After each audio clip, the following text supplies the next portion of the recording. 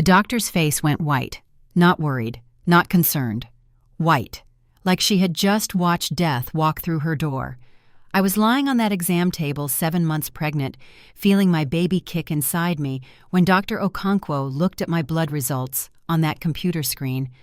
Then she looked through the glass window at my husband sitting in the waiting room, and her hand started shaking so bad she had to grip the edge of the desk. She leaned down close to my ear, pretending to listen to my heartbeat with her stethoscope, and she whispered 5 words that shattered my entire world. "Your husband is killing you." I thought I heard her wrong. I thought maybe this was some kind of sick joke. I thought I should get up and walk out of that office and report this crazy woman to somebody. Then she said something that made my blood turn to ice. "He did this before. His first wife did not survive. You have maybe 3 weeks left. Do not react. Smile at me. Nod, like I am giving you normal medical advice. Because if he sees your face right now, if he knows that you know, you will not make it out of this parking lot alive." I smiled. God help me, I smiled. I nodded. I said, "Thank you, doctor. I will see you next week." And when I looked at my husband through that window, at that perfect smile, at that man I had built my whole life around, at the father of my child growing inside me, for the first time in 3 years I saw him. The real him. The monster hiding underneath that beautiful mask. This is the story of how I survived, how I fought back, how I protected my baby, and how I made sure that man would never do this to another woman again. If you have ever felt like something was wrong, but you could not prove it. If you have ever been told you were crazy when you knew deep down you were not. If you have ever loved someone and wondered if that love might kill you, this story is for you. Hit that like button right now, subscribe to this channel, and comment below what city you are watching from.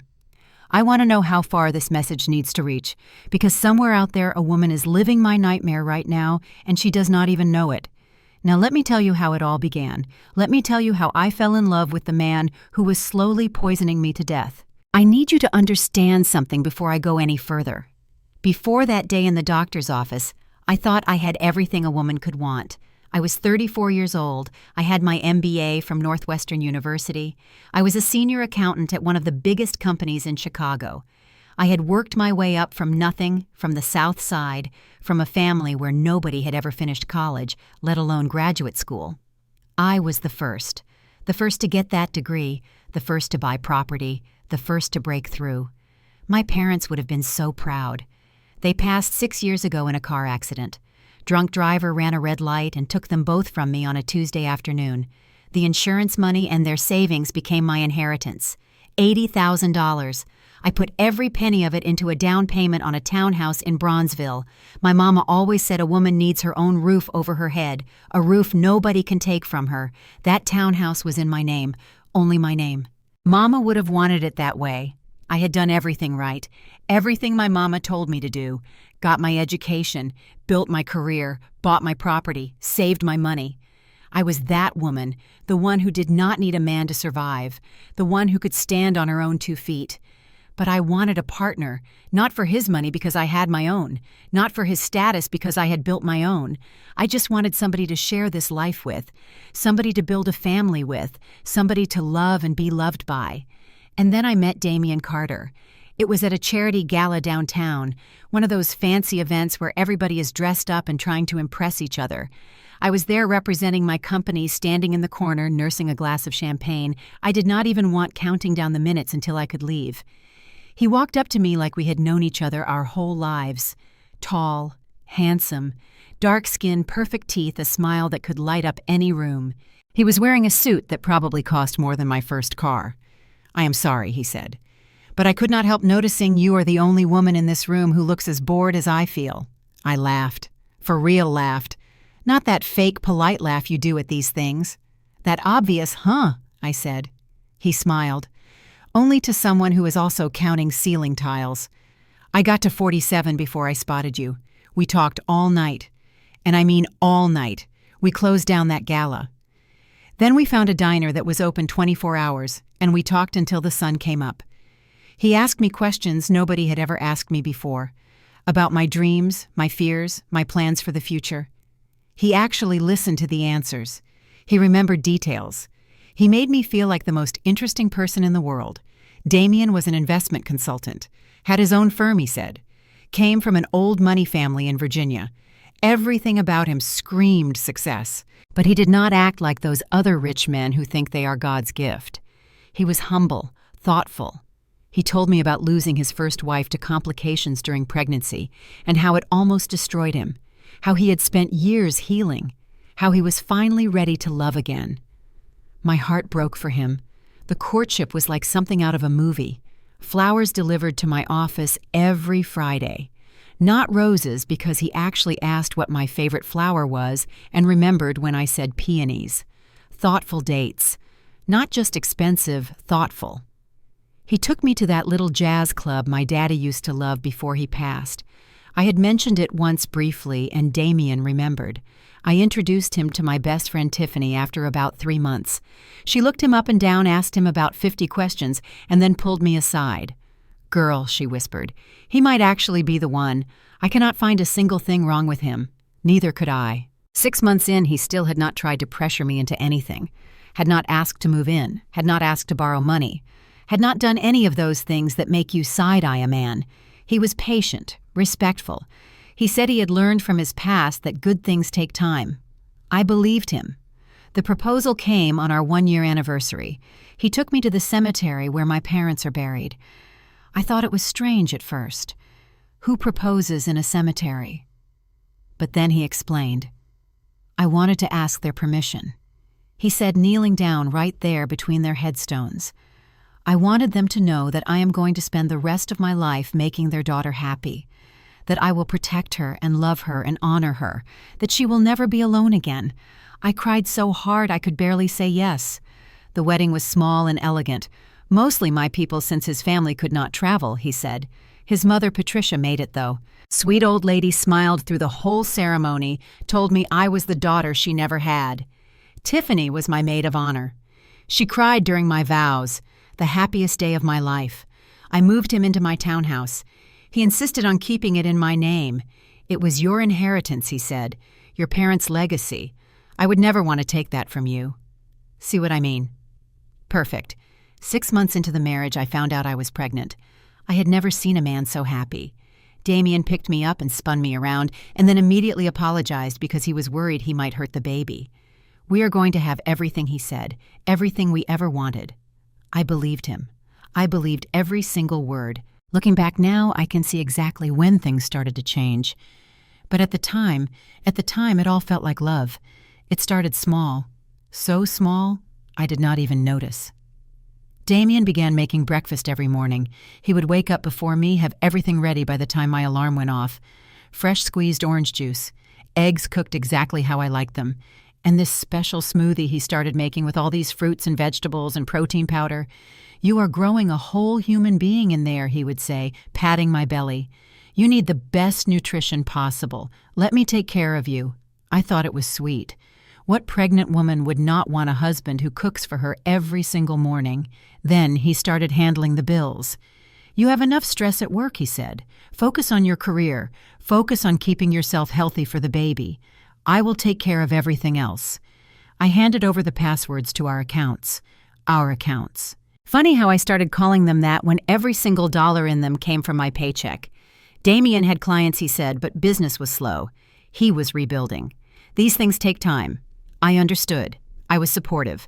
That is what wives do, right? He started picking up my prescriptions. My prenatal vitamins at first, then everything else. I was already at the pharmacy, he would say. No point in you making an extra trip. He ordered special vitamins online, expensive ones, said they were the best for pregnant women. They came in a plain bottle with a label I did not recognize. Only the best for my queen, he said. I took them every morning, every single morning, along with that smoothie he made with so much love. The isolation happened so gradually, I did not even realize it was happening. Tiffany would call about girls' night. I would be excited already, planning my outfit in my head. Then Damien would look at me with those concerned eyes. Babe, you have been so tired lately. Are you sure you should be going out? Maybe you should rest. The baby needs you to rest. He was right. I was tired. So tired. More tired than I had ever been in my life. First trimester exhaustion, I figured, so I would text Tiffany and cancel. Next time, I would say, definitely next time. Next time turned into the time after that, and the time after that, until Tiffany stopped asking. She pulled me aside at church one Sunday, one of the few places Damien could not make an excuse for me to miss. "Girl, I feel like I never see you anymore," Tiffany said. Her eyes were worried. "Is everything okay?" I hugged her and smiled my brightest smile. "Everything is perfect. Marriage just takes adjustment, you know. And with the pregnancy, I am just so tired all the time. But I will be better, I promise." She did not look convinced, but she hugged me back and let it go. That was the last time we really talked for months. Damien's mother started visiting more often. Miss Patricia would come for a week at a time. She was sweet, always smiling, always cooking, always fussing over me and the baby. But there was something about the way she watched me, the way she would check to make sure I finished my smoothie, the way she would exchange looks with Damien when they thought I was not paying attention. I heard them talking once, late at night when they thought I was asleep. "She is perfect," Miss Patricia said. "Better than the last one." My eyes popped open in the dark. "Last one," Damien laughed low. "Mama, please, you cannot compare her to my ex-girlfriend. That was a disaster." I made myself relax. Of course. He meant his ex-girlfriend. What else would he mean? But something cold settled in my stomach that night. Something I could not name. I pushed it down. I pushed everything down. Because Damien was the perfect husband. Because I was living the perfect life. Because there was no room in perfect for doubt. The pregnancy started showing at 4 months. I thought I would glow. Every movie I ever saw pregnant women glowed. Radiant. Beautiful. I did not glow. I looked like death warmed over. My skin had gone gray. My hair was falling out in clumps every time I showered. My hands would go numb for no reason. Pins and needles that would not stop. I mentioned it to my regular OB at a checkup. She was nice enough but busy. Too many patients, not enough time. "Pregnancy is hard on the body," she said, barely looking up from her chart. "Some women have it harder than others. You are healthy overall. Just rest more. Stay hydrated." Damien was right there beside me, holding my hand, nodding along with everything the doctor said. "I will make sure she takes it easy," he said. "I will take care of her." The doctor smiled at him. "You are lucky to have such a supportive husband." "Yeah," I said, squeezing his hand. "I really am." He squeezed back. And for just a second, just one fraction of a second, I thought I saw something flash across his face. Something cold. Something calculating. Then it was gone, and he was my loving husband again, helping me down from the exam table, asking the doctor questions about what foods were best, taking notes on his phone like the most dedicated father-to-be in the world. I must have imagined it, I told myself. I was imagining a lot of things. By month 5 of my pregnancy, I knew something was seriously wrong. Not pregnancy wrong. Wrong. I would wake up at 3 in the morning with my heart pounding so hard I thought it would burst through my chest. The room would spin like I was drunk, but I had not had a drop of alcohol in months. I would crawl to the bathroom and throw up until there was nothing left. Then I would lay on that cold tile floor, shaking, sweating, wondering if I was dying. And every single time Damien would find me there, he would appear in the doorway like magic, like he had been watching, waiting. "Baby, what is wrong?" "Let me help you back to bed." He would carry me. He would wipe my face with a cool cloth. He would hold my hand until my heart stopped racing. He would tell me everything was going to be okay. Then in the morning he would make me that smoothie and watch me drink every drop. I called out sick from work more days than I went in. My boss was understanding at first, then concerned. Then she suggested I take early maternity leave. "Your health comes first," she said, "and honestly, Destiny, you do not look well." "Have you been to a doctor?" I had been to the doctor, multiple times. They kept saying the same thing. Some pregnancies are just harder. Rest more. Stay hydrated. But I was resting. I was drinking water constantly, and I was getting worse, not better. Damien took over everything. All of everything. He did the grocery shopping, so he controlled what food came into the house. He cooked every meal, so he controlled what I ate. He picked up all my prescriptions, so he controlled what medications I took. He drove me everywhere, so he controlled where I went. At the time, I thought he was being supportive. The most supportive husband in the world, everyone said. You are so lucky, everyone said. I was so lucky I was dying. My hand shook constantly now, not trembling, shaking. I could not hold a cup of coffee without spilling it. I could not type on my laptop without making 100 mistakes. I could not button my own shirt.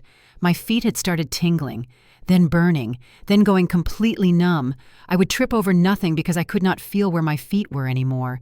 Damien had to help me down the stairs every morning. He held my arm and guided each step. "Careful, baby," he would say.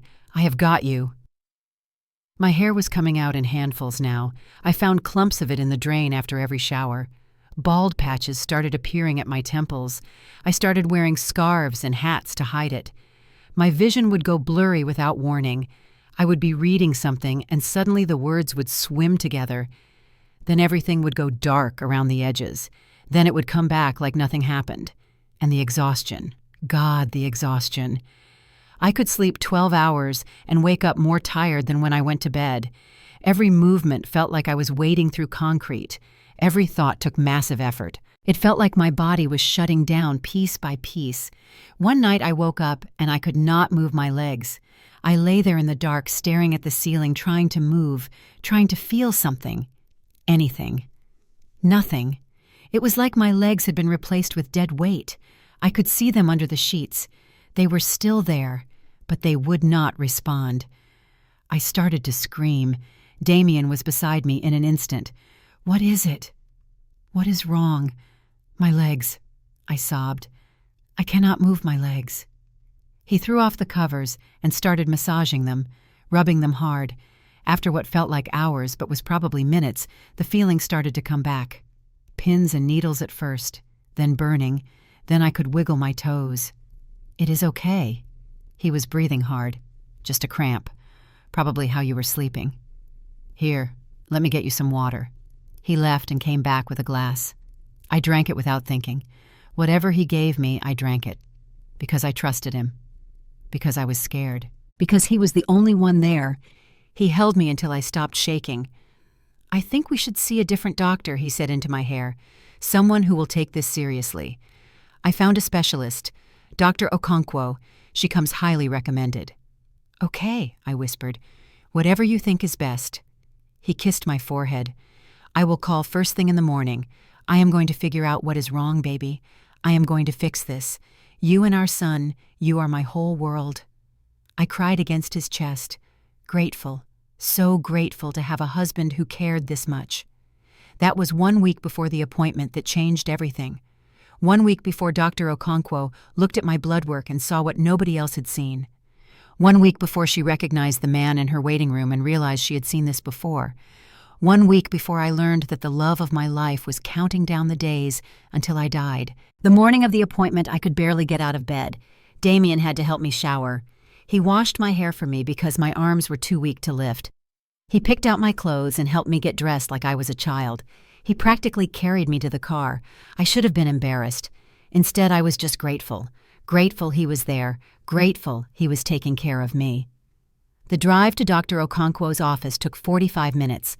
I spent most of it with my eyes closed, trying not to throw up. The nausea was constant now, waves and waves of it that never stopped. "We are almost there," baby Damien said, reaching over to pat my leg. "This doctor is supposed to be the best. She is going to figure out what is going on." I nodded without opening my eyes. Figured out. Yes, that is what I needed. Someone to figure out what was happening to my body. The office was nice, clean, calm, soft music playing paintings of flowers on the walls. The kind of place that tries very hard to make you feel relaxed. Damien helped me to the check-in desk. "I will be right here in the waiting room," he said. "Right here the whole time." He kissed my cheek. I gave the receptionist my information. A nurse called my name and led me back. The exam room was like every other exam room. Paper on the table, stirrups I was too tired to think about. Charts on the wall showing the stages of fetal development. My baby was the size of a papaya now. That is what the chart said. A papaya. The nurse took my vitals. Blood pressure high, pulse fast, temperature normal. She wrote it all down without commenting and told me the doctor would be right in. Dr. Angela Okonkwo was not what I expected. She was Nigerian, tall and elegant, with graying hair pulled back in a bun and glasses perched on her nose. She walked in reading my chart and did not look up for a full minute. When she finally did look at me, her expression was kind, professional. The expression of a doctor who has seen everything. "Mrs. Carter," she said, "tell me what has been going on." So I told her. I told her about the exhaustion that never went away, the numbness in my hands and feet, the vision problems, the heart palpitations, the hair loss, the night my legs stopped working, everything. She listened without interrupting. When I was done, she asked questions. "How long has this been happening? When did it start getting worse? What medications are you taking? What do you eat? What do you drink?" I answered everything. The prenatal vitamins Damien ordered online, the smoothie he made me every morning, the meals he prepared. She wrote it all down. "Let us do some blood work," she said, "and I want to do a full physical exam. Then we will check on the baby." The blood draw took 5 vials. I watched my blood fill tube after tube, dark red and thick.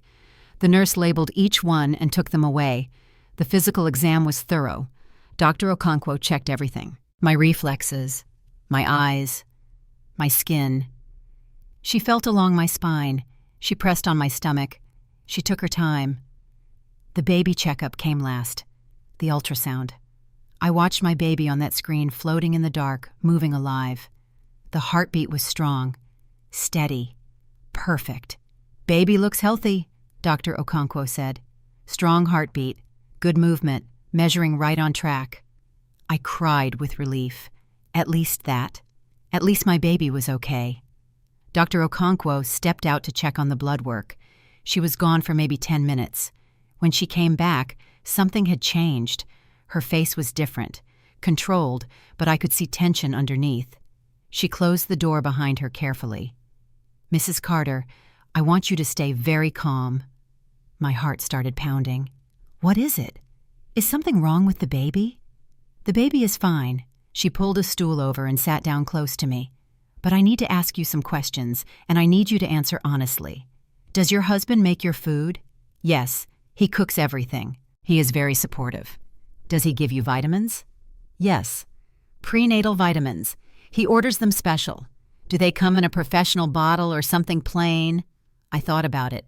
Plain. Just a white bottle with a printed label. She nodded slowly. "And the smoothie. He makes it every morning, every single morning. He says I need the nutrients. Do you ever see what he puts in it? I mean fruits and vegetables and protein powder. I have seen him make it. Have you watched him make it from start to finish?" Every ingredient I thought about it, really thought, and I realized I had not. I always went to shower while he was in the kitchen. By the time I came down, it was ready. "Why are you asking me this?" She looked toward the door. Through the small window, I could see the waiting room. Damien was sitting there, scrolling through his phone. "Is that your husband?" "Yes." "That is Damien." And then Dr. Okonkwo's face went white. "I do not mean pale. I mean white." Every drop of blood drained from her face like somebody had pulled a plug.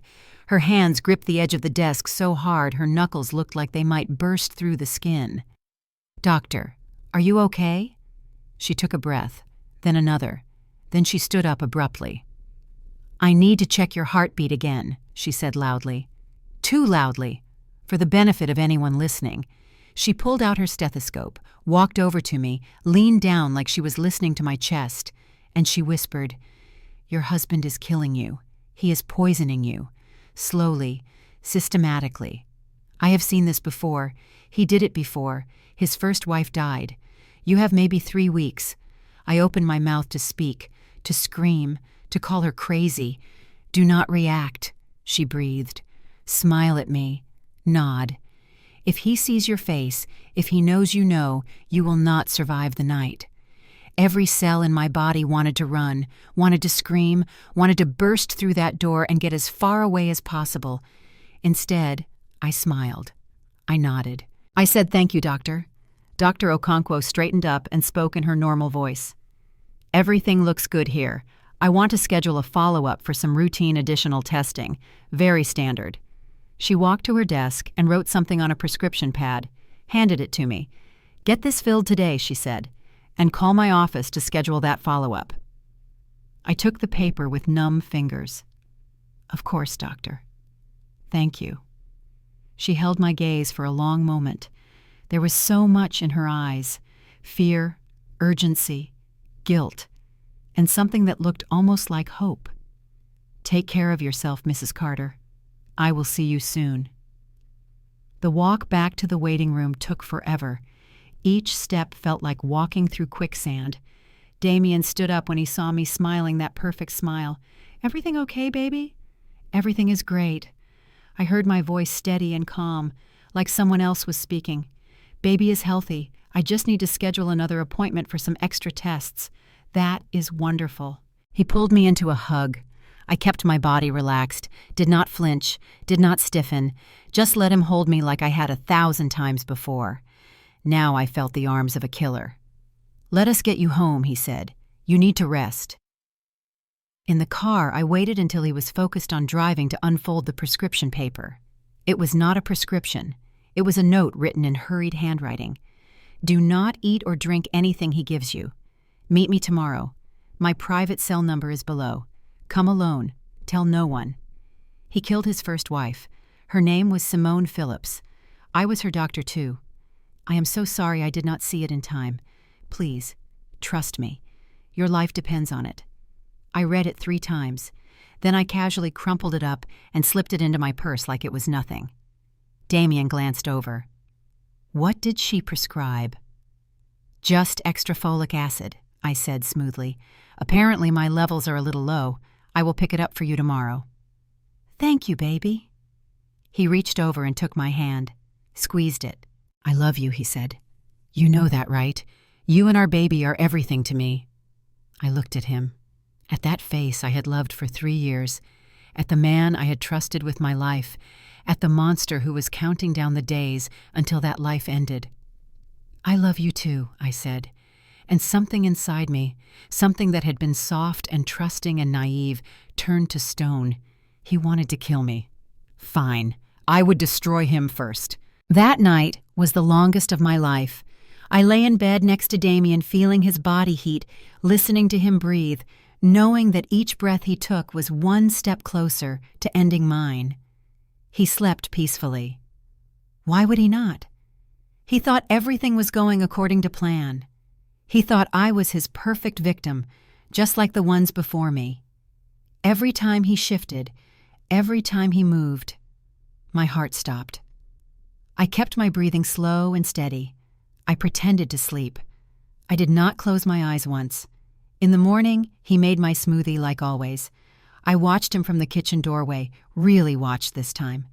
I saw him add the fruits, the yogurt, the protein powder, and then I saw him reach into the cabinet above the refrigerator, the one I could never reach, and pull out a small container. He added just a pinch of something white, stirred it in carefully, put the container back. Then he turned around with that beautiful smile. "Good morning, baby. Your smoothie is ready." I took the glass. I raised it to my lips. I pretended to drink, held it in my mouth, made the swallowing motion. "Thank you, baby. Delicious as always." He watched me. He always watched me, making sure I drank it all. I went to the bathroom to get ready for the day. I spit every drop into the toilet, flushed it away, rinsed my mouth over and over until I could not taste it anymore. When I came back out, I told him I was having lunch with Tiffany. "Oh." He looked up from his phone. "I thought you two had not been talking much." "We have not. That is why I want to see her. I miss my friend." He studied my face. I kept it calm, open, innocent. "That sounds nice," he finally said. "Just do not overdo it.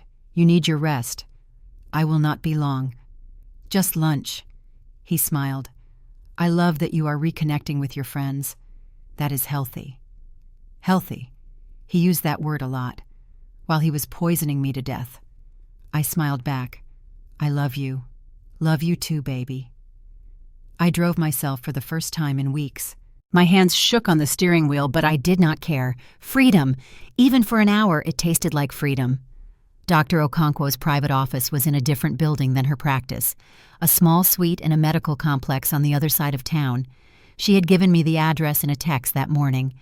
No names, just the address and a time. She was waiting for me when I arrived.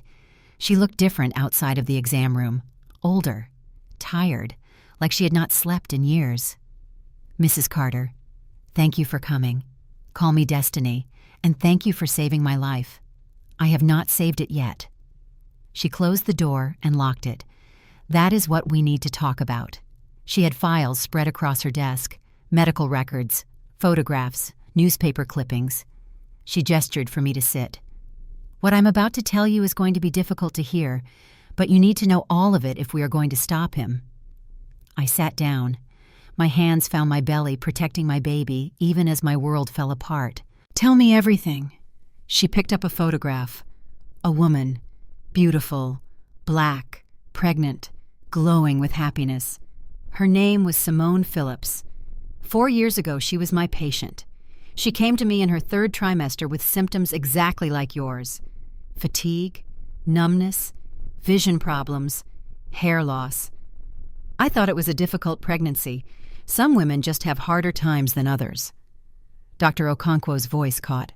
Her husband was the most devoted man I had ever seen. He was at every appointment. He asked all the right questions. He made her special smoothies and gave her vitamins he ordered online. He took such good care of her. I felt sick. She died during childbirth. That is what the death certificate says. Complications. The baby survived. A beautiful little girl. What really happened, Dr. Okonkwo looked at me with haunted eyes. She was poisoned. Slowly. Systematically. Arsenic compounds in small doses over months. By the time she went into labor, her organs were already failing. Her body could not handle the stress. She hemorrhaged. We could not stop the bleeding. She picked up another file.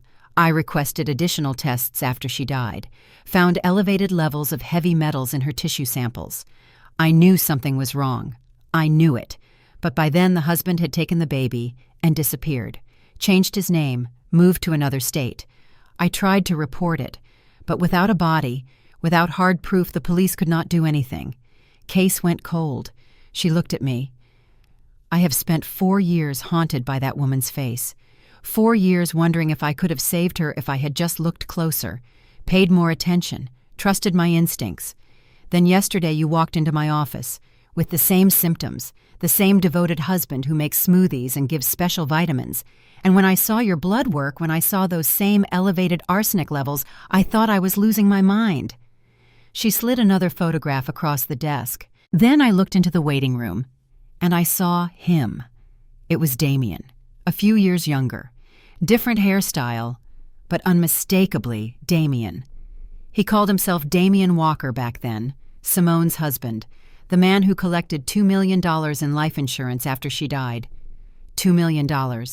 He changed his name to Damien Carter, moved to Chicago, found you. She pulled out more papers. I did some digging last night. There is another woman, Michelle Brooks, Atlanta, 3 years before Simone, also pregnant. Also had a devoted husband. She died in a car accident. Brakes failed. She was 7 months along. Dr. Okonkwo's jaw tightened. Her husband's name was David Mitchell. He collected $1.5 million in life insurance and disappeared. She slid a photograph toward me. David Mitchell, same face, same smile, same monster. I could not breathe. 3 women, 3 pregnancies, 2 dead, and I was supposed to be number 3. How is this possible? How has nobody caught him because he is smart? Dr. Okonkwo leaned forward. He picks his victims carefully.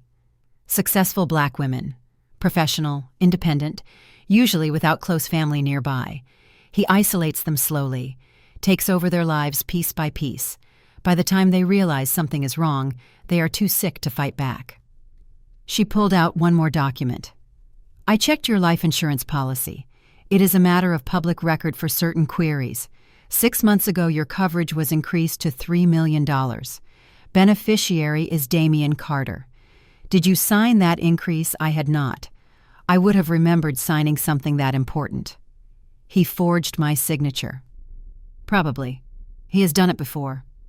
I sat there staring at the evidence spread across the desk, the faces of dead women, the trail of bodies, the man I had married, the man sleeping next to me every night, the man feeding me poison every morning. What do I do, doctor? Okonkwo took my hands in hers. First, you stop eating or drinking anything he gives you. Nothing. Not a single bite or sip. Second, you pretend everything is normal. If he suspects you know he will accelerate the timeline, you could be dead within days instead of weeks. Third, we build a case. We gather evidence. We document everything. She squeezed my hands. You are not alone anymore, Destiny. I failed Simone. I will not fail you. Tears rolled down my cheeks. How do I pretend? How do I lay next to him every night knowing what he is because your baby needs you to survive? Because those other women deserve justice. Because somewhere out there, another woman is being targeted right now and she does not even know it. She handed me a tissue. You are stronger than you know. You have been surviving his poison for months. That takes more strength than most people have. I wiped my eyes. What about my friends? Can I tell them you are going to need help? People you trust completely. A small circle. The fewer people who know, the safer you are. But you cannot do this alone. I thought about Tiffany, my ride or die since college, the friend I had pushed away because Damien convinced me I was too tired. I know exactly who to call. Good. Dr. Okonkwo stood up. Call them today. Get them on your side. Start documenting everything. Every smoothie he makes, every pill he gives you.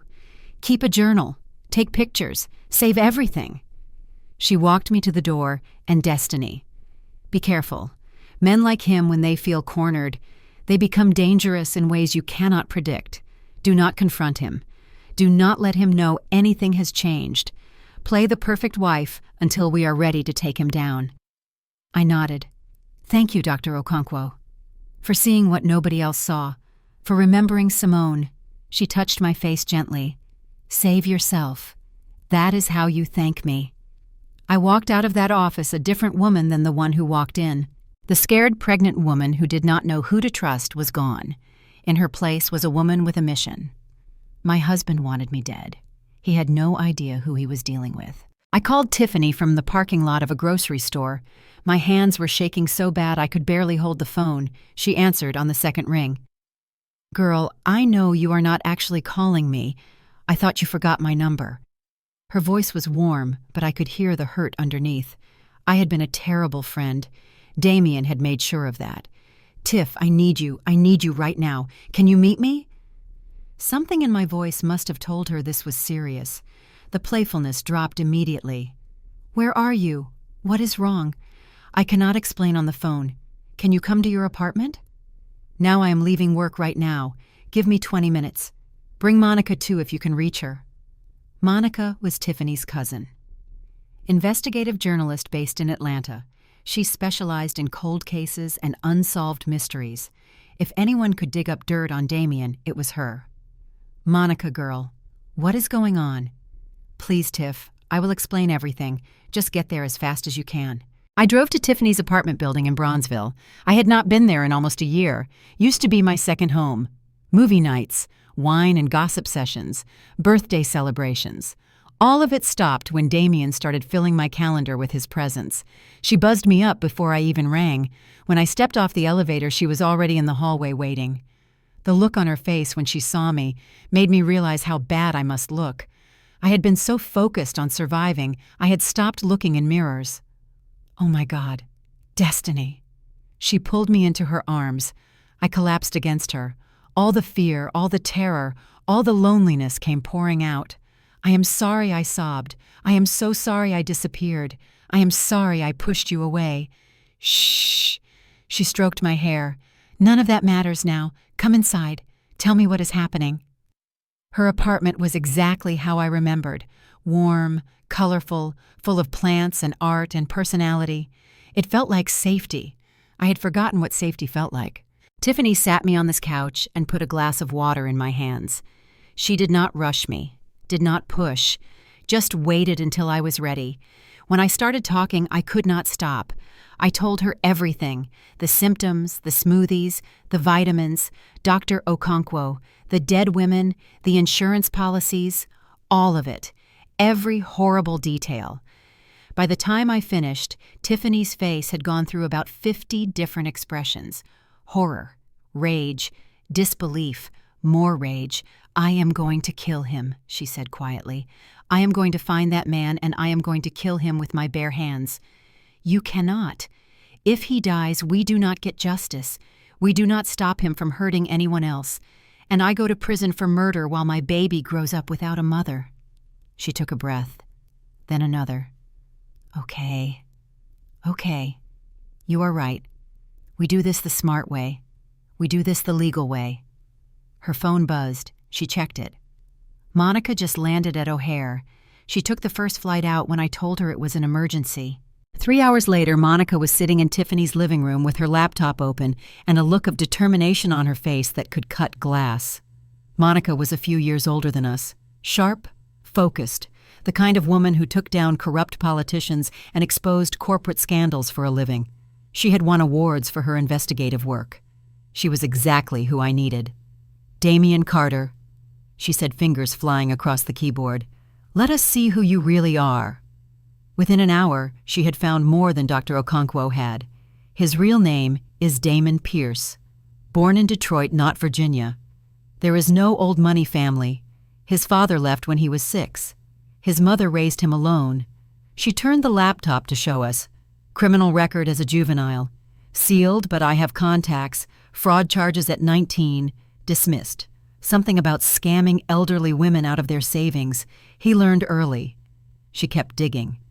First marriage was actually in Georgia, before Michelle Brooks. A woman named Karen Williams.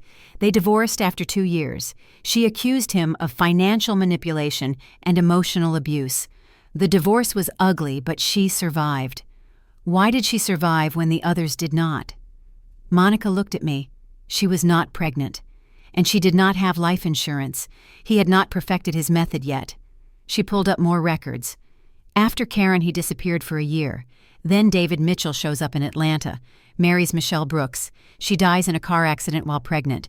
Insurance payout $1.5 million, another year gap. Then Damian Walker appears in Ohio, marries Simone Phillips. She dies in childbirth. Insurance payout $2 million, another gap. Then Damien Carter arrives in Chicago. Marries you. She closed the laptop. He is a serial killer destiny. He has been doing this for almost 10 years, and he has gotten better at it every time. The room was silent. Tiffany spoke first. "So what do we do? How do we stop him?" Monica leaned back. "We need evidence. Solid evidence that will hold up in court. Right now, everything is circumstantial. Dead women he happened to be married to. Insurance payouts that could be coincidence. A doctor's suspicion based on blood work." She looked at me. "We need to catch him in the act. We need proof that he is the one putting poison in your food. We need his confession on tape. We need something a prosecutor can use. How am I supposed to do that while he is trying to kill me?" "You play the game." Monica's eyes were hard. "You pretend everything is normal. You eat different food when he is not looking. You get stronger while he thinks you are getting weaker. And you document everything." She pulled out her phone. "I have a contact in the Atlanta PD who worked Michelle's case. It bothered him for years. He always thought something was off but could not prove it. I am going to call him, see if he will reopen the investigation." Tiffany raised her hand. "What can I do? Be her lifeline." Monica pointed at me. "Check in every day, multiple times a day. If she does not respond, you call the police. You be her backup, her insurance policy against him." Tiffany grabbed my hand. "I am not letting you out of my sight.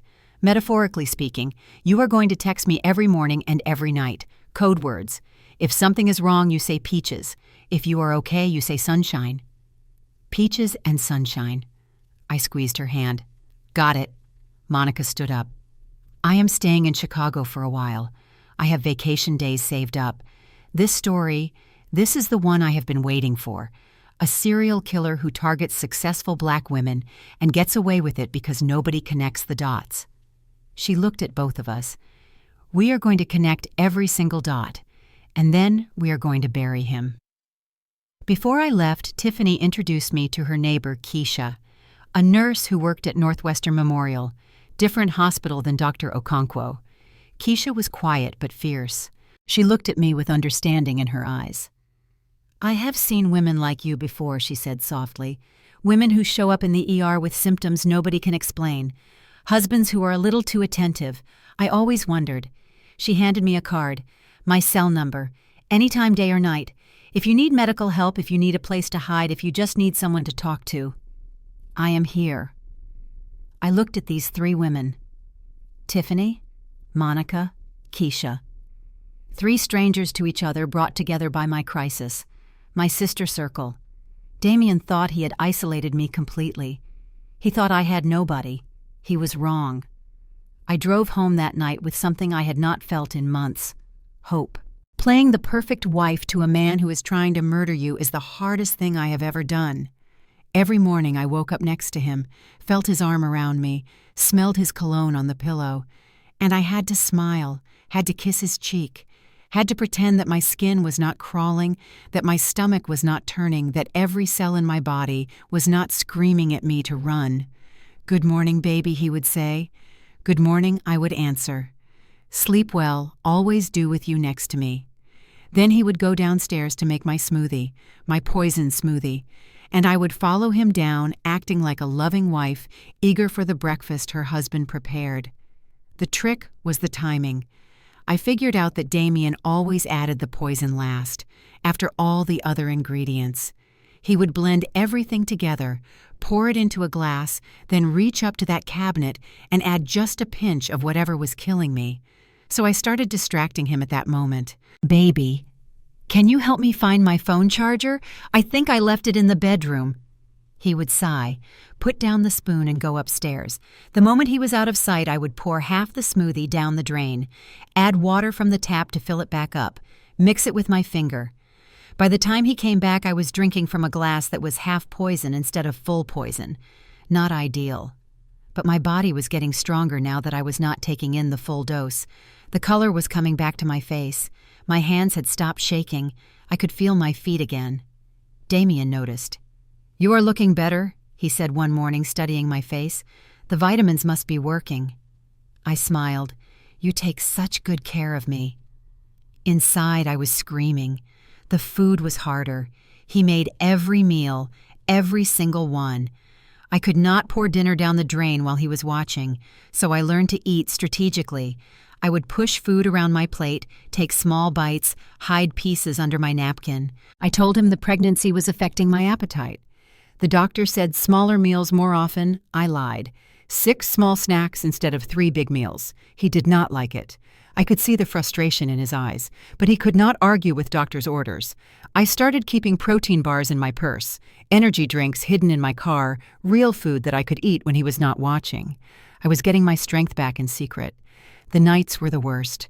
Lying next to him in the dark, I would think about Simone, about Michelle, about the women who had laid in this exact position, next to this exact man, not knowing they were sleeping beside their killer.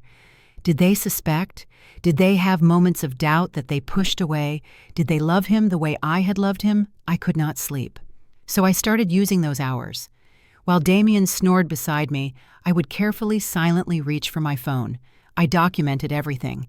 The vitamin bottle in the high cabinet, the special container he thought I did not know about, the way he watched me drink, the questions he asked about how I was feeling. I took pictures when he was in the shower, the inside of the cabinet, the labels on his supplies, the receipts I found in his wallet from chemical supply companies. I hid everything in a cloud account he did not know about. Password protected with something he would never guess. My mother's maiden name backwards plus the date of my parents' death. I texted Tiffany every morning. Sunshine. I texted her every night. Sunshine. She texted back every time. Thinking of you. Stay strong. We got you. Monica called with updates. I talked to Detective Rodriguez in Atlanta. He remembers the Michelle Brooks case. Always thought the husband was involved but could not prove it. He is very interested in what we have. She paused. He said something that stuck with me. He said the husband at the funeral was too calm, too composed. Most men who lose their pregnant wife are destroyed. This guy was already making insurance calls. That sounded like Damien. I also found something else, Monica continued. Simone Phillips had a daughter. She survived. She is 4 years old now, living with Simone's mother in Columbus. Simone's daughter, a child who lost her mother to this monster, a child who might remember something. Can you talk to the grandmother? Already did. Monica's voice was heavy. She has been waiting for this call for 4 years. She knew something was wrong. She fought for custody of that baby because she did not trust the father. It took her 2 years and every penny she had, but she got that little girl away from him. What did she say about Damien? She said Simone started changing about 6 months into the pregnancy. Distant, tired, stopped calling as much. When she would call, the husband was always there, always listening, always answering questions for her. Sound familiar? Too familiar. There is more. The grandmother said little Naomi, that is the daughter, she still has nightmares. She was only a few months old when her mother died, but she remembers something. She keeps talking about Daddy's special drinks, Daddy's special medicine. Says it over and over in her sleep. My hand went to my belly. That could have been my baby. Growing up with nightmares about how Daddy killed Mommy. It still could be. Monica's voice was gentle but firm. We have to finish this. Are you ready for the next phase? The next phase. The part where we stopped just documenting and started actively building a trap. What do you need me to do?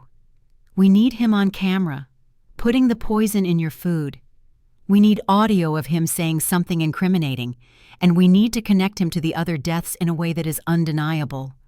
Monica took a breath. Destiny, this next part is dangerous. He is going to notice that you are getting better.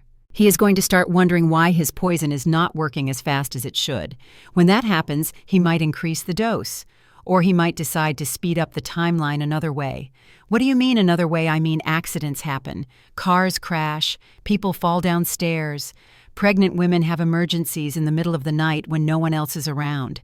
The chill that ran down my spine had nothing to do with the temperature. How do I protect myself?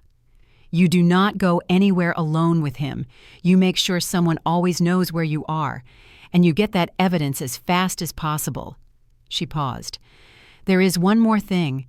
We need someone on the inside of law enforcement, someone who can move fast when we have what we need, someone who will not dismiss this as a crazy pregnant woman's imagination. I have someone, I said.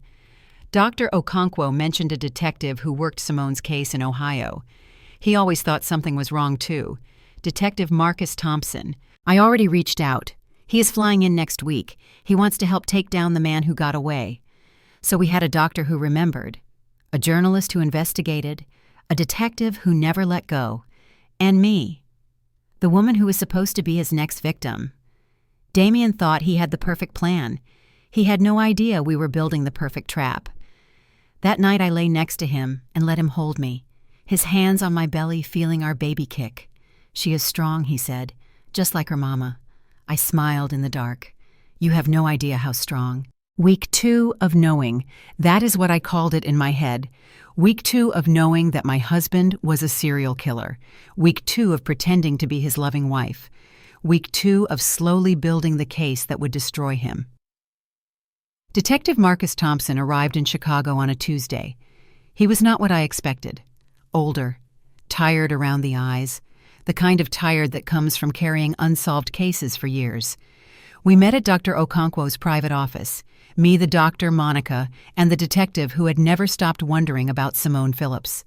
I was the lead investigator on her death, he said, sitting heavily in a chair. Natural causes during childbirth. That is what the coroner ruled. But something never sat right with me. He pulled out a worn folder. The husband. He was too prepared. Had all the paperwork ready. Insurance claims filed within 48 hours. Knew exactly who to call, what to say. Most men in his situation cannot even remember their own names, he shook his head. And the way he looked at her body. I have seen a lot of grieving husbands. They fall apart. They scream. They bargain with God. This man looked at his dead wife like he was checking off a task on a to-do list. He looked at me. When Monica called and told me what was happening here, I dropped everything. If there is a chance to finally get justice for Simone, I will do whatever it takes. So we made a plan. Monica had brought equipment, tiny cameras that looked like buttons, audio recorders smaller than a fingernail, the kind of surveillance gear that journalists use for undercover investigations. You plant these around the house, she explained, kitchen especially, wherever he prepares your food. We need video of him adding the substance, crystal clear, undeniable video. What if he finds them? Then we are all in danger. Monica's face was serious. These need to be invisible. I will show you exactly where to place them. She spent an hour teaching me. How to position them for the best angle. How to check that they were recording. How to download the footage to my secret cloud account. Detective Thompson added his part. I have been in contact with the Columbus PD and the Atlanta PD. Both departments are reopening their cases. If we can prove he poisoned you, we can use that to get warrants for forensic testing on Simone and Michelle. Modern technology can detect things we could not find 5 years ago. What about the daughter, I asked. Little Naomi. Can her testimony help? She is too young to testify directly, but her grandmother kept journals. Every strange thing that child said about Daddy's special drinks. Every nightmare documented with dates and details. A child psychologist has reviewed them. They are consistent with trauma from witnessing something. Dr. Okonkwo spoke up. I have been consulting with a toxicologist. Based on your blood work and the rate of improvement since you reduced exposure, we can estimate how much arsenic you were receiving daily. The levels are consistent with attempted murder, not accidental exposure. She handed me a file. This is my official medical report. When the time comes, I will testify to everything. What I found in your blood, what I found in Simone's tissue samples, the pattern that connects them. I looked around the room. A doctor, a detective, a journalist, all putting their careers and maybe their lives on the line for me. Why, I had to ask. Why are you all doing this? Monica answered first. Because I have 2 daughters, and I need them to know that when a monster targets black women, somebody fights back. Detective Thompson went next. Because I took an oath to protect and serve, and I failed Simone. I do not get to fail again, Dr. Okonkwo laughed. Because I held Simone's hand while she died. I watched the light leave her eyes while her husband stood in the corner with a blank face. I have carried that moment for 4 years. This is how I set it down. I wiped my eyes. Then let us get him. Installing the cameras was terrifying. I waited until Damien left for one of his fake business meetings, the ones where he claimed to be seeing clients but was probably planning his next move. His mother Patricia was visiting again, but I sent her on an errand. Miss Patricia, we are out of that tea you like. Would you mind going to the specialty store on Oak Street? She was annoyed, but she went. I had maybe 2 hours. I worked fast. A camera hidden in the decorative plant on the kitchen counter angled directly at the blender. Another in the light fixture above, catching the whole room. A third disguised as a phone charger in the living room facing the kitchen entrance. Audio recorders in the bedroom. In his home office. In the car he drove. By the time Patricia came back, everything was in place. Invisible, recording. That night, I watched the footage on my phone while Damien showered. The kitchen camera was perfect. Clear view of the counter. Clear view of the blender. Clear view of that cabinet where he kept his poison. Tomorrow morning, I would have him on video. But Damien was getting suspicious. He noticed I was looking healthier. My energy was coming back. My color was improving. I was not weak and helpless anymore. You seem different, he said at dinner that night. More like your old self. I smiled. I think my body is finally adjusting. Second trimester energy boost, maybe? He studied my face. Something flickered in his eyes. Calculation. Doubt. Maybe we should increase your vitamins. Make sure you are getting everything you need for the home stretch. My blood went cold. Increase. He wanted to increase the dose. Whatever you think is best, baby. You always know what I need. He smiled, but it did not reach his eyes. That night, I did not sleep at all. I lay there with one eye open, waiting for him to do something, wondering if tonight was the night he decided to stop being patient. But he just slept, peaceful, dreaming whatever dreams killers dream. The next morning I was ready. I came downstairs while he was making the smoothie, positioned myself where I could see the camera's view, pretended to look at my phone. Good morning, baby. He did not turn around. Your breakfast will be ready in a minute. I watched through my phone screen using the camera as a mirror. I saw him blend the fruit, pour it into the glass, reach up to that cabinet. His back was to me, but I could see his hands. I could see him take out the container. I could see him add a larger scoop than usual, increasing the dose just like he said. My hands were shaking, but I kept filming. He stirred it carefully, put the container back, turned around with that beautiful smile. "Here you go, my love. Extra vitamins today. You need your strength." I took the glass, raised it to my lips. I pretended to drink. He watched me, watching me die, watching his plan work. "Delicious," I said. "Thank you, baby." I had him. Clear video, clear audio, clear evidence of attempted murder. I texted Tiffany one word, peaches. Within an hour, Detective Thompson had the footage. Within 2 hours, he had a warrant. Within 3 hours, he had coordinated with Chicago PD, Atlanta PD, and Columbus PD.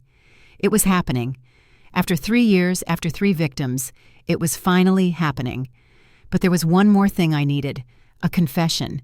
I needed Damien to say it out loud, to admit what he had done, to acknowledge the women he had killed, and why. Not for the court. We had enough evidence for court. For me, for Simone, for Michelle, for the daughters who would grow up without mothers. I needed him to say the words, and I knew exactly how to get them. That evening I told Damien I was not feeling well, that I was dizzy and needed to rest, that maybe I should see the doctor tomorrow. His eyes lit up. Finally. Symptoms. "Of course, baby. You rest. I will cancel my meetings. I will take you to the doctor first thing in the morning." He was so attentive, so loving, so ready for his plan to reach its conclusion. But tomorrow morning the only place he was going was jail. I went to bed early, lay in the dark, felt my baby move inside me. "Almost there, little one. Almost safe." My phone buzzed. "Monica, everything is in place. Thompson has a team ready. We go tomorrow at the doctor appointment. He will never see it coming." I texted back, "I need one more thing. I need him to confess." "Can you help me?" Her reply came quickly. "I have an idea. It is risky, but it might work. Meet me at the usual place, 3 a.m. Sneak out. Tell him you could not sleep and went for a drive if he wakes up. 3 a.m. I set a silent alarm on my watch. Damien slept beside me, dreaming of insurance payouts. I lay there wide awake, dreaming of justice. I slipped out of bed at 2:45. Damien did not move. His breathing stayed steady. Deep sleep. He had no reason to suspect anything. In his mind, I was a dying woman who did not know she was dying. I grabbed my keys from the hook by the door, put on my shoes in the garage, started the car, and backed out slowly, headlights off, until I reached the main street. The drive to the diner where Monica was waiting took 15 minutes. Every red light felt like an eternity. Every car that passed made my heart pound. What if he woke up? What if he followed me? What if this was all about to fall apart? Monica was in a back booth, laptop open, coffee untouched. She looked like she had not slept in days. Probably had not. "You made it." She looked relieved. "Sit down. We do not have much time." I slid into the booth across from her. "What is the plan?" She turned the laptop to face me. On the screen was a video. A woman I did not recognize at first. Then it clicked. That is Karen Williams, his first wife. The one who survived. "She lives in Phoenix now," Monica said. "Changed her name, new life. But she never forgot what he did to her. The financial manipulation, the gaslighting, the way he tried to destroy her sense of reality." She hit play. Karen spoke directly to the camera. Her voice was steady, but her hands were shaking. "My name is Karen Williams. 15 years ago, I was married to a man named Damon Pierce. He convinced me I was losing my mind. He took my money. He isolated me from everyone who loved me. When I finally found the strength to leave, he told me no one would ever believe me. He said he would destroy me if I talked." She paused, took a breath. "Then I found out about Michelle and Simone. Women who did not get away. Women who died. And I knew I had to speak up. Even if it is hard. Even if he comes after me. Because staying silent means more women die." She looked directly into the camera. "Destiny, if you are watching this, I see you. I believe you. And I am so sorry I did not speak up sooner. He is a monster. He has always been a monster. But monsters can be stopped. You are going to stop him." Monica paused the video. "She recorded this yesterday. She is willing to testify. That is 4 women now. You, Simone, Michelle, Karen. A pattern no jury can ignore." Tears were streaming down my face. "There is more." Monica pulled out a folder. I tracked his finances. The money he collected from Michelle and Simone, he invested it. Badly. He lost almost everything on bad deals and gambling. He is broke destiny. That is why he needed you. That is why your insurance policy is $3 million. He is desperate. She slid a paper across the table. He owes money to some very bad people. Loan sharks, gamblers, the kind of people who do not send letters when you miss a payment. If he does not get your insurance payout soon, he has other problems coming. So this is not just about greed. It is about survival. His survival, at the cost of yours. I sat with that for a moment. The man I married was not just evil. He was trapped, desperate, which made him even more dangerous. How do I get him to confess? Monica smiled. It was not a nice smile. You give him what he thinks he wants. A final victory. A chance to gloat. Men like him, they cannot resist explaining how smart they are. They need someone to know. She pulled out a small device. This is a wire, state of the art. Detective Thompson got it from a federal contact. You wear it tomorrow, under your clothes. It picks up everything within 50 feet. She looked me in the eyes. When you get to the doctor's office, Thompson and his team will be in position. But before they move in, you confront Damien. You tell him you know everything. You tell him about Simone and Michelle. You tell him you figured it out. And then you let him talk. Men like him cannot help themselves. They will explain. They will justify.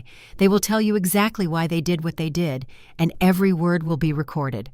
What if he does not talk? What if he tries to hurt me? Thompson will have eyes on you the entire time. The moment things go wrong, he moves. But it will not come to that. Damien thinks he is the smartest person in every room. Give him an audience and he will perform. I looked at the wire. Small, invisible, the key to everything. What if I freeze? What if I cannot do it? Monica reached across the table and took my hands. You have been doing it for weeks. Pretending, surviving, protecting your baby while a monster slept beside you. This is just one more performance, one more hour of pretending. And then it is over. He goes to jail. You go home. Your baby grows up safe. She squeezed my hands. You can do this, Destiny. You are the strongest woman I have ever met. I took the wire. I went home. The sun was starting to rise when I pulled into the driveway.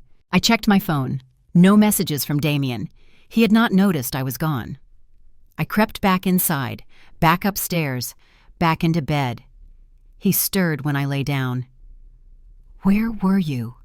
My heart stopped. Bathroom, I whispered. Pregnancy bladder. He mumbled something and pulled me closer, his arm around me, his hand on my belly. I lay there feeling his heartbeat against my back, counting down the hours until I would end him. Morning came too fast and not fast enough. Damien made my smoothie. I watched him add the poison. More than before. He was getting impatient. I pretended to drink. You ready for the doctor? He asked. I want to make sure everything is okay with you and the baby. Ready, I said. I was wearing the wire. Monica had helped me position it while I was at the diner, invisible under my maternity dress, recording every word. The drive to Dr. Okonkwo's office took forever. Damien held my hand the whole way, talked about the future, the nursery he was planning, the life we were going to have. Every word was a lie, and now every word was recorded. We pulled into the parking lot. I saw an unmarked van in the corner.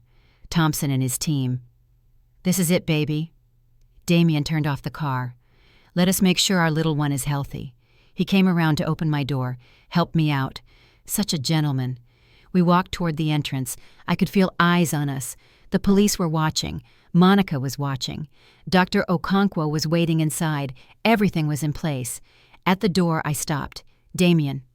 He looked at me, concerned, attentive, the perfect husband mask. "What is it, baby? I need to tell you something before we go in." "Of course. What is wrong?" I took a breath, felt my baby kick, thought of Simone, thought of Michelle, thought of every woman who did not get this chance. "I know," I said. His face did not change. "Know what I know what you have been doing. The smoothies, the vitamins, the poison." His smile faltered, just for a second. Then it was back. "Baby, what are you talking about? You are not making sense. I know about Simone Phillips. I know about Michelle Brooks. I know about Karen Williams. I know who you really are, Damon Pierce." And there it was. The mask slipped. For 1 second, I saw him, the real him, cold, empty, a void where a soul should be. Then he smiled again, different this time, no warmth at all. "Well," he said softly, "is that so?" He glanced around the parking lot, assessing, calculating. "And what exactly do you think you're going to do with this information?" Destiny. This was it, the moment I had been waiting for. "Tell me why," I said. "Tell me why you did this. I need to understand." He laughed, low, cold. "You want to understand, fine. You want to know why I chose you. Why I chose them." He stepped closer. His voice dropped to a whisper. "Because you all thought you were so special, so successful, so independent. You did not need a man. You had your degrees and your careers and your property. You thought you were better than everyone else." His eyes were dead. "But you were just marks, walking wallets, insurance policies waiting to be cashed, and you were so easy. Show a little charm, make a few promises, and you handed over everything. Your money, your homes, your lives." He smiled. "Simone actually thanked me, right before she died. Thanked me for being such a good husband. Can you imagine? I felt sick, but I kept my face steady, kept recording. And Michelle. Michelle was smarter. She started to suspect, so I had to move faster. Car accidents are messy, but effective. What about our baby?" For the first time, something flickered across his face. Annoyance. "The baby is insurance, literally. Pregnant wives get bigger payouts, and grieving fathers get sympathy. No one suspects the man who lost his wife and has to raise a child alone." He tilted his head. "I was going to let you die naturally. The poison working slowly, pregnancy complications, so tragic. But you had to go and figure it out." He reached for me. "Now we have to do this the hard way." I stepped back. "I would not do that if I were you." "Why not?" "Because you are surrounded." He looked around, confused. Then he saw them. The police emerging from the van, from the cars, from everywhere. "What is this justice?" I said. "For Simone, for Michelle, for me, for every woman you thought was just a mark." Detective Thompson walked toward us, badge out. "Damon Pierce, you are under arrest for the murders of Simone Phillips and Michelle Brooks and the attempted murder of Destiny Carter." Damien's face twisted with rage. He lunged for me. He never made it. Officers tackled him to the ground, cuffed him, dragged him up. He was screaming, cursing, calling me names I will not repeat. But the last thing he said as they put him in the back of the squad car, I will never forget. "You were supposed to be easy," he spat. "You were supposed to be just like the others." I walked up to the car, looked through the window at the man I had loved, the man who had tried to kill me. "I am nothing like the others," I said. "I am the one who survived." They drove him away, and I finally breathed. The trial began 3 months later. I had given birth by then. A beautiful baby girl, 7 pounds, 4 ounces healthy and screaming and perfect. I named her Simone Michelle Carter. Simone for the woman who died before me. Michelle for the woman who died before her. A reminder that my daughter exists because other women did not survive. She was 6 weeks old when I walked into that courtroom. Tiffany was watching her. I had pumped enough milk for an army. I was not missing this for anything. The courtroom was packed, news cameras outside, reporters filling every seat. This case had become national news. The charming husband who killed his pregnant wives for insurance money, the woman who survived and brought him down. Everyone wanted to see how it ended. I sat in the front row behind the prosecution table. Dr. Okonkwo was beside me, Monica on my other side. Detective Thompson was already inside, ready to testify. Damien was brought in wearing an orange jumpsuit and shackles. He looked different, smaller somehow. The charm was gone. The perfect smile was gone. He was just a man now, a pathetic, desperate man facing the consequences of his choices. He looked at me as they led him to the defense table. I held his gaze, did not flinch, did not look away. I wanted him to see me, healthy, strong, alive, everything he tried to take from me. The prosecutor was a black woman named Vivian Cross, sharp, fierce. She had built her career on cases like this, men who thought they were untouchable, men who preyed on women, men who needed to be stopped. She stood before the jury and laid out the case. Ladies and gentlemen, what you are about to hear is a story of calculated evil, a man who targeted successful black women, who charmed them, married them, and then slowly poisoned them to death. All for money. She pointed at Damien. This man, Damon Pierce, also known as David Mitchell, also known as Damian Walker, also known as Damian Carter, has left a trail of dead women across 3 states. Michelle Brooks in Atlanta, Simone Phillips in Columbus, and he would have added Destiny Carter to that list if she had not figured out the truth in time. The defense tried to paint a different picture: a loving husband falsely accused, a pregnant woman with a history of anxiety, circumstantial evidence taken out of context. But the evidence was not circumstantial. It was overwhelming. First, they played the video. The courtroom watched in silence as Damien made my smoothie, watched him add the fruits, the yogurt, the protein powder, watched him reach up to that cabinet and add a scoop of white powder from a container he thought no one knew about. That container was entered into evidence. Lab analysis confirmed it was arsenic trioxide, enough in that container to kill 12 people. Then they played the audio. My voice, his voice, the parking lot confession. You want to know why I chose you? Because you all thought you were so special, so successful, so independent. But you were just marks, walking wallets, insurance policies waiting to be cashed. The jury's faces changed as they listened. Horror. Disgust. One woman covered her mouth with her hand. Simone actually thanked me, right before she died. Thanked me for being such a good husband. His own words, his own confession, recorded and played for the world to hear.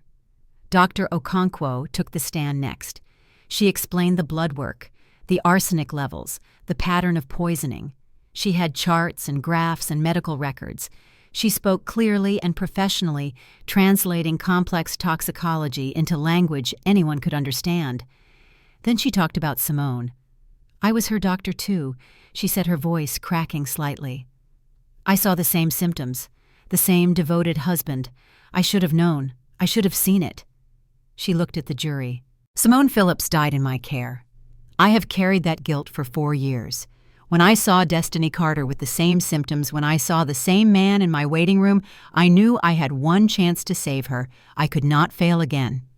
Detective Thompson testified about the investigation, the connections between the 3 identities, the insurance payouts, the pattern of behavior.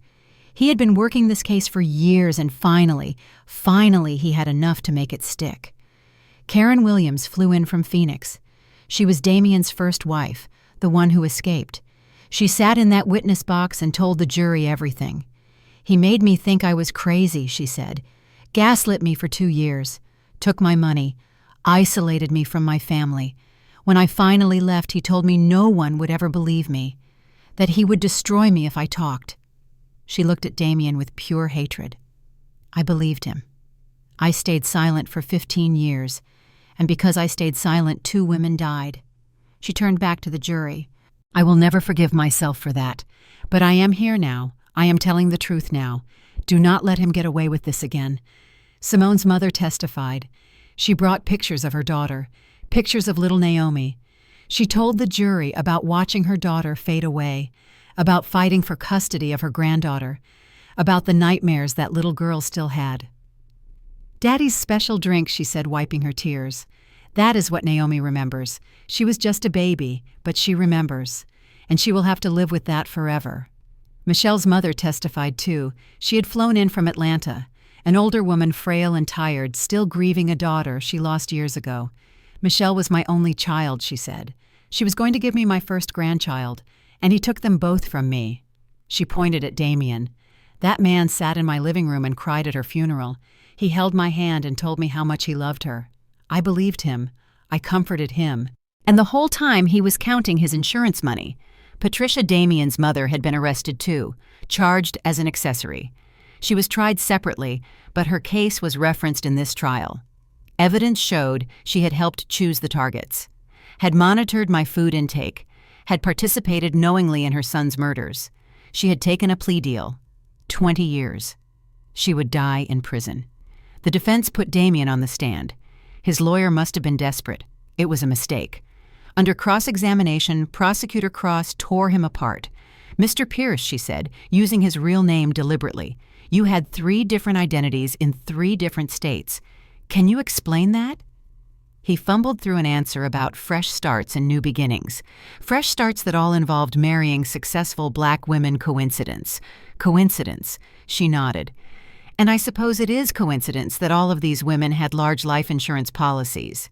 He had no answer. "Tell me about the arsenic," she continued. "Why did you have arsenic trioxide in your kitchen?" "It was for pest control," he said. "We had rats." Prosecutor Cross smiled. She pulled out a document. "According to pest control records, your home had no rat infestation. In fact, no pest control company ever serviced that address. Would you like to revise your answer?" He stayed silent. "Let me ask you something else." She leaned in. "When you told Destiny Carter that Simone thanked you before she died, what did you mean by that?" His lawyer objected. "Overruled." Damien stared at her. I could see the calculation in his eyes. He was trapped, and he knew it. "I was confused," he finally said. "Under stress. I did not know what I was saying." "You did not know what you were saying when you confessed to murdering 2 women and attempting to murder a third." "I did not confess to anything." She hit play on the recording again. His voice filled the courtroom. "Simone actually thanked me, right before she died." Prosecutor Cross turned to the jury. That is the defendant's voice, recorded with his knowledge that he was being observed, explaining in his own words how he murdered Simone Phillips. She looked at Damien. No further questions. The defense tried to recover. Character witnesses, colleagues who said Damien was a great guy, friends who could not believe he would do something like this. It did not matter. The evidence was overwhelming. The confession was undeniable. The pattern was clear. After 3 weeks of testimony, the prosecution rested. It was time for the jury to decide. The jury deliberated for 4 hours. 4 hours. That is all it took for 12 strangers to look at the evidence and decide that Damien Pierce was a monster who deserved to spend the rest of his life in a cage. I was in the hallway when they called us back. Tiffany had brought the baby. Little Simone was sleeping in her car seat, unaware that the man who tried to kill her before she was born was about to hear his fate. I picked up my daughter, held her close, walked back into that courtroom with her in my arms. I wanted Damien to see her, to see the life he tried to end, to know that she would grow up free and safe and loved while he rotted in a cell. The courtroom was silent as the jury filed in. I watched their faces, tried to read their expressions. They looked tired, serious. They had seen things in this trial that would stay with them forever. The judge asked if they had reached a verdict. "We have, Your Honor." The foreperson stood. A middle-aged black woman with kind eyes and steady hands. She held the verdict form like it was sacred. "On the count of murder in the first degree in the death of Simone Phillips, how do you find guilty?" The courtroom erupted. Cheers, sobs, shouts of joy. The judge banged her gavel. "Order. There will be order in this courtroom." Silence fell again. "On the count of murder in the first degree in the death of Michelle Brooks, how do you find guilty?" More tears, more sounds of release, years of grief and rage finally finding an outlet. "On the count of attempted murder in the first degree in the case of Destiny Carter, how do you find guilty?" "On the count of insurance fraud, how do you find guilty?" "On the count of forgery, how do you find guilty?" "On the count of assault with a deadly weapon, how do you find guilty?" Every charge, Every count. Guilty on all of them. Damien sat motionless at the defense table. His lawyer had a hand on his shoulder. He did not react, did not flinch, just stared straight ahead like a man who had already died inside. Good. The judge thanked the jury for their service. She dismissed them. Then she turned to Damien. "Mr. Pierce," she said, "stand." He stood, slowly, like an old man. "You have been found guilty of 2 counts of murder in the first degree and 1 count of attempted murder in the first degree, among other charges. Sentencing will take place in 30 days. Until then, you will be remanded to custody without bail." She looked at him with pure disgust. "In my 30 years on the bench, I have seen terrible things, but I have never seen anything quite like this. You preyed on women who loved you. You used their trust as a weapon. You murdered them slowly, letting them think they were dying of natural causes while you counted your blood money." She shook her head. "This court will ensure you never have the opportunity to harm another woman again." Court is adjourned. The officers came to take Damien away. As they led him past me, he stopped, looked at the baby in my arms, looked at me. For 1 second, I thought I saw something in his eyes. Regret, maybe. Or just anger at being caught. I will never know. They dragged him out. The door closed behind him. And just like that, he was gone from my life forever. The sentencing hearing came a month later. This time I brought a statement. Pages of words I had been writing since the day he was arrested. Everything I wanted him to hear. Everything the world needed to understand. I stood at the podium, my baby in Tiffany's arms behind me, and I faced the man who had tried to kill me. Damien Pierce. I began, or whatever your real name is. I have thought about what I wanted to say to you for a long time. I took a breath. I loved you. I know that is hard to believe now, but I loved you completely. I trusted you with my life, literally. I drank what you gave me. I took what you offered. I believed every word you said. My voice was steady. I had cried out all my tears months ago. You counted on that love. You weaponized it. You used my faith in you as the tool to destroy me. And you almost succeeded. I looked at him directly. But you made a mistake. You underestimated me. You thought I was just like the others, an easy mark, a victim who would die quietly and make you rich. I smiled. I am not quiet. And I did not die. I turned to the judge. Your Honor, I am not here to ask for mercy for this man. There is no mercy for what he did. I am here to speak for the women who cannot speak for themselves. I pulled out their pictures. Simone, Michelle. Held them up so everyone could see. Simone Phillips was 31 years old when she died. She was a social worker who spent her life helping children. She was 7 months pregnant with a daughter she would never meet. Michelle Brooks was 29. She was a nurse. She wanted to open a clinic in underserved communities. She was 8 months pregnant when her car crashed and her brakes happened to fail. I held their pictures higher. These women were not statistics.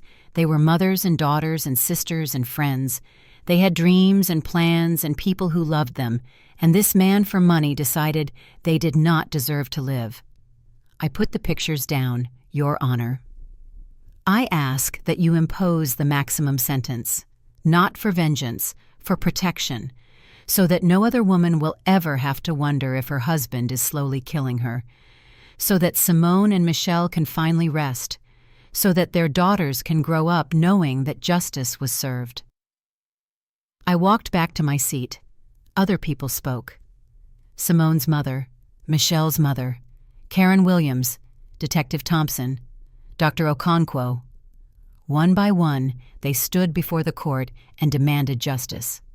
Finally, it was time. The judge looked at Damien. Mr. Pierce, you have shown no remorse for your actions. You have not apologized to the families of your victims. You have maintained your innocence, despite overwhelming evidence of your guilt. She shuffled papers. The law is clear in cases like this. You have been convicted of 2 counts of first-degree murder, 1 count of attempted first-degree murder, and multiple additional felonies. She looked up. For the murder of Simone Phillips, I sentence you to life in prison without the possibility of parole. Yes, cheers from the gallery. For the murder of Michelle Brooks, I sentence you to life in prison without the possibility of parole to run consecutively. More cheers, louder now. For the attempted murder of Destiny Carter, I sentence you to 30 years in prison to run consecutively with the previous sentences. She kept going. Each charge, each sentence, they stacked up like bricks in a wall that would separate this man from the world forever. When she finished, she had one more thing to say. Mr. Pierce, you will never see the outside of a prison again. You will die behind bars, and the only legacy you leave is a cautionary tale about what happens when monsters think they are smarter than everyone else. She banged her gavel. This court is adjourned. Life plus 30 years. Multiple consecutive sentences. He would never breathe free air again. As they led him out for the last time, I did not look at him. He did not deserve my attention anymore. Instead, I looked at the pictures of Simone and Michelle still on the table. We did it, I whispered. He cannot hurt anyone else now. I swear I felt something in that courtroom. A warmth, a peace. Like two women who had been waiting for justice had finally found it. Maybe I imagined it. Maybe I did not. Either way, it was over. We won. 1 year later. I'm sitting on the porch of my townhouse in Bronzeville, watching the sun set over Chicago. My baby girl is on a blanket beside me, reaching for a toy that plays music when she squeezes it. She is 1 year old now, walking, talking, laughing at everything. She has my eyes, my smile, nothing of him. The house is different now. I repainted every room, threw out everything he ever touched. New furniture, new curtains, new energy. This is my home again, mine and Simone's. Some nights I still wake up in a cold sweat, still reach across the bed expecting to feel him there, still check my food before I eat it, looking for something that does not belong. The therapist says that is normal, that trauma lives in the body even after the danger is gone, that healing is not a straight line. I am healing anyway, crooked line and all. The sister circle meets every Sunday now. Tiffany, Monica, Keisha, Dr. Okonkwo when she can make it. We have brunch at a different restaurant each week. We talk about everything. Work, family, dating, life. They saved me, those women. When I was alone and terrified and did not know who to trust, they showed up. They believed me. They fought for me. I will never forget that. I will spend the rest of my life trying to earn it. Tiffany is godmother, of course. She takes her duties very seriously, shows up with new outfits for Simone every week, spoils her rotten, calls herself Auntie Tiff in a voice that makes the baby laugh every time. Girl, I am going to teach this child everything she says.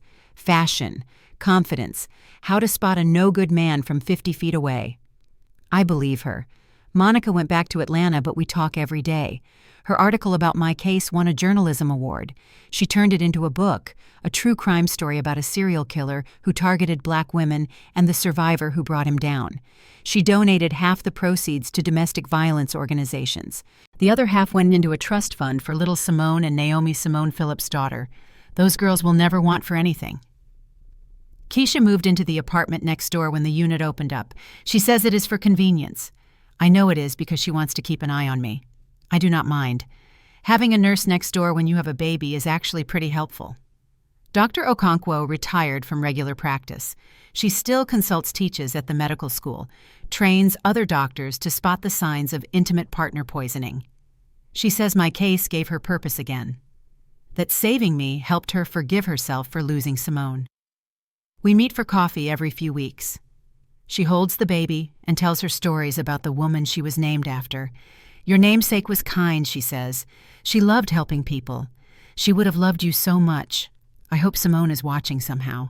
I hope she knows we did not forget her. Detective Thompson retired from the force. The case was his last before he hung up his badge. He says he wanted to go out on a win, 25 years of service, and he finally caught the one that got away.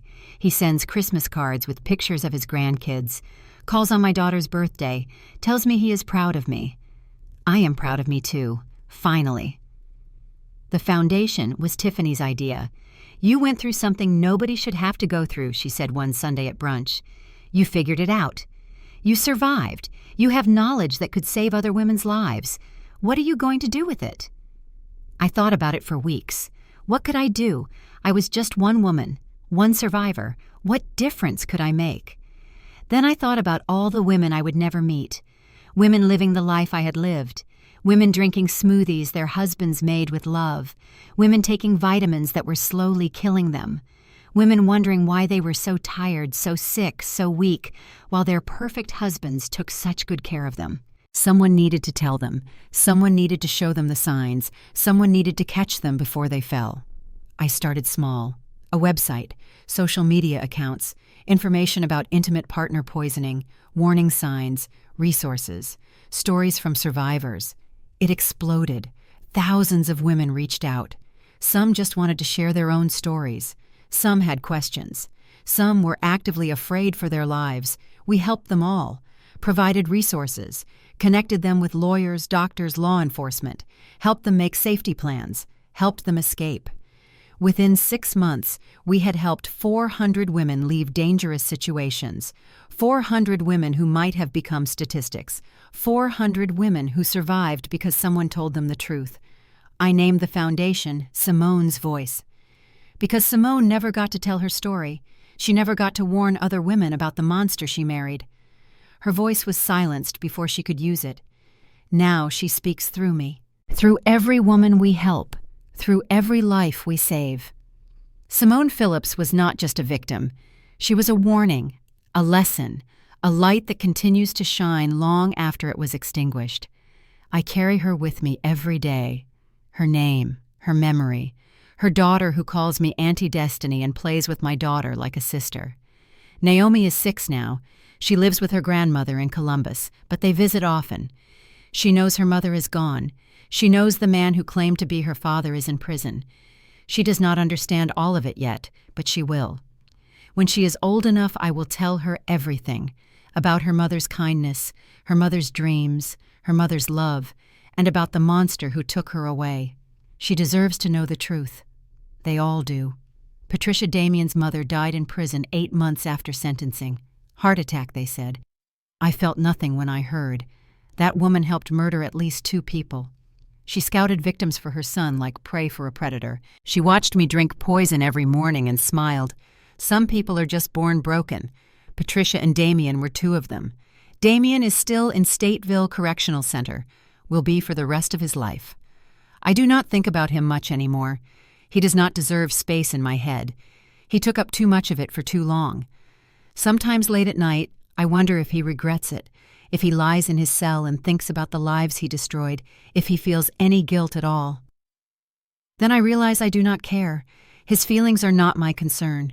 His regrets are not my responsibility. He made his choices. Now he lives with the consequences. I have better things to think about, like my daughter's first steps, like my foundation's next fundraiser, like the women we are going to save tomorrow and the day after that, like the life I almost lost and the life I am building now. It is a good life, a peaceful life, a life filled with people who love me and work that matters, and a little girl who thinks I hung the moon. It is the life Damien tried to take from me, and I will live every single day of it as a victory. I want to talk to you now, directly, woman to woman. If you have been watching this story and something has been stirring in your chest, if pieces of my experience sound familiar, if you have been nodding along thinking that sounds like my life, then this part is for you. I almost died. A man I loved, a man I trusted, a man I married, tried to kill me slowly over months. And for most of that time I had no idea. I thought I was tired because I was pregnant. I thought my hair was falling out because of hormones. I thought my hands were shaking because I was stressed. I had 1,000 explanations for why my body was failing, and not one of them was the truth. The truth was drinking poison every morning and smiling as I did it. So let me share with you what I learned. The lessons that kept me alive. The lessons that might keep you alive, too. Lesson number 1. Trust your instincts. There were moments when I knew something was wrong. Flickers, glimpses. That second when I saw his face in the mirror and something cold looked back at me. That night when his mother said I was better than the last one and my stomach dropped for no reason I could name. I pushed those feelings down, told myself I was being paranoid, told myself I was hormonal, told myself a loving husband would never hurt me. My instincts were screaming the truth. I just was not listening. Your body knows things your brain does not want to accept. When something feels wrong, it usually is. When someone feels dangerous, they usually are. When love feels like control, it is not love. Listen to that voice. It is trying to save your life. Lesson number 2. Isolation is a weapon. Damien did not lock me in a basement. He did not chain me to a radiator. He isolated me in the most subtle way possible. He made me think it was my choice. I was too tired for girls' night, too stressed for family visits, too focused on the pregnancy to maintain friendships. He never said I could not see people. He just made sure I never wanted to. By the time I realized what was happening, I had no one. No friends checking on me, no family in my daily life. Just him, controlling everything I ate, everywhere I went, everyone I talked to. If the person you love is slowly pushing everyone else out of your life, that is not love. That is a trap. Real love makes room for other people. Real love wants you to have a full life. Real love is not threatened by your friendships. Keep your people close. They might be the ones who save you. Lesson number 3. Document everything. I know this sounds clinical, unromantic. Nobody wants to think about evidence when they are in a relationship. But hear me, when I needed to prove what Damien was doing, I had receipts, bank statements, medical records, photos, videos, text messages, a paper trail that made his lies impossible to hide. If I had not documented, if I had not saved, if I had not built a case without even knowing I was building it, I might not be here today. He would have denied everything, his word against mine. And who believes the crazy pregnant woman over the charming husband? Keep records, save messages, take pictures, put them somewhere safe, somewhere only you can access. You might never need them. I pray you never need them. But if you do, you will thank yourself. Lesson number 4. You are not alone. I thought I was the only one, the only woman dumb enough to marry a monster, the only person who could not see the truth in front of her face. Then I found out about Simone, about Michelle, about Karen, about the dozens of women Damien had manipulated and hurt before he ever met me.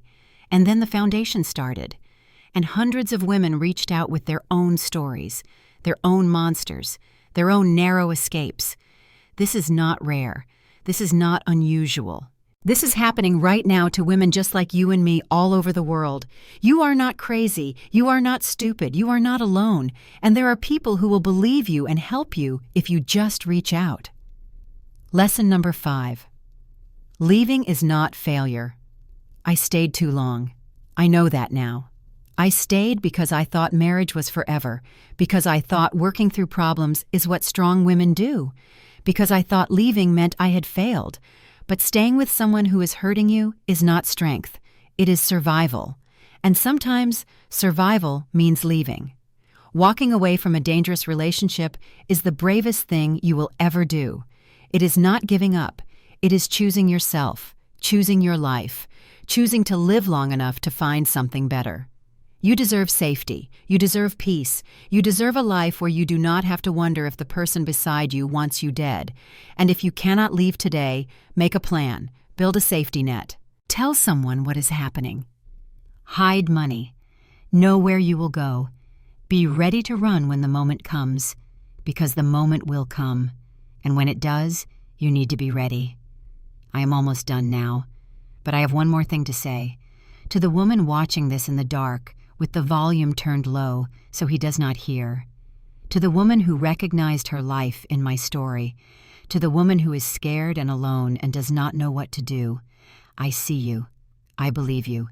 And I am telling you, you can survive this. I was exactly where you are. Lying next to a monster every night. Drinking poison every morning. Wondering if I was going crazy or if my whole life was a lie. I got out. I survived. I built a new life, a better life, a life where I am safe and loved and free. You can too. It will not be easy. It might be the hardest thing you ever do. You will need help. You will need courage. You will need to trust people when trust feels impossible. But on the other side of this nightmare is a life you cannot even imagine yet. A life of peace. A life of freedom. A life where you wake up every morning knowing no one is trying to kill you. That life is waiting for you. I promise. I am Destiny Carter. 3 years ago, a man tried to murder me, slowly, poison by poison, smile by smile. Today I am alive. I am healthy. I am raising a beautiful daughter. I am running a foundation that has saved hundreds of lives. I am surrounded by people who love me. And the monster who tried to destroy me is rotting in a cage where he belongs. If you are in danger, reach out. To Simone's Voice, to the National Domestic Violence Hotline, to a friend, to anyone. If you know someone who might be in danger, speak up. Ask the hard questions. Be the friend who does not look away. And if you are safe, if you are lucky, if you have never experienced anything like this, use that blessing. Support the women who are fighting to survive. Donate. Volunteer. Listen. Believe. We are all in this together. And together, we can stop the monsters. Thank you for watching. Thank you for listening. Thank you for caring. Share this story. Like this video. Subscribe to this channel. Comment below and tell me where you are watching from. Because somewhere out there, a woman needs to hear this. A woman who thinks she is alone. A woman who thinks no one will believe her. A woman who is running out of time. Let us make sure this message reaches her. Let us make sure she knows there is another way. Let us make sure she survives. Stay safe. Stay aware. Stay connected. And remember, the devil does not come dressed in red with horns. He comes as everything you ever wanted. Look closer. Protect yourself. And if you're in trouble, get out. Whatever it takes. Get out. Your life is worth it. Your future is worth it. You are worth it. This is Destiny Carter signing off.